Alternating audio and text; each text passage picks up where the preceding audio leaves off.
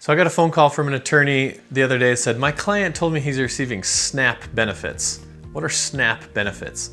And that's a good question. It stands for Supplemental Nutrition Assistance Program. It used to be called food stamps. Most people still refer to them as food stamps. Food stamps can be a little bit tricky in a settlement situation. And so just want to talk a little bit about when your client's going to lose food stamps versus when they're going to keep them in a settlement situation. 34 states and the District of Columbia have waived the asset limit for food stamp eligibility. So essentially the federal government has asset limits. Those 34 states have decided to waive those asset limits and allow people to continue to receive food stamps even if they have assets more than those limits.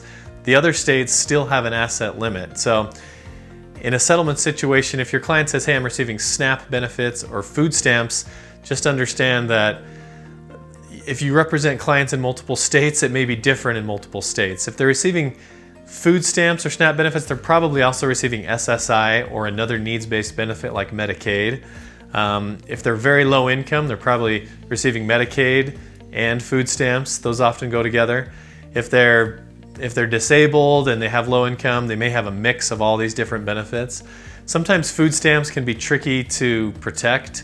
In certain states, even in a special needs trust situation, you can protect Medicaid and SSI, which are more valuable to the client generally, but they still may lose food stamps. So just understand if your client says, hey, I'm getting SNAP benefits or I'm getting food stamps, there's a chance they may be able to keep them if you're in one of those 34 states. If you're in the other states that do not have food stamps, you're most likely going to have to either set up a special needs trust or do some other planning to help them keep those benefits.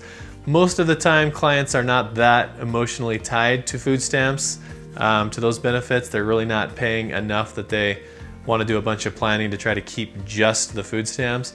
But remember, if they're receiving food stamps, they're probably also receiving Medicaid or another more valuable benefit as well.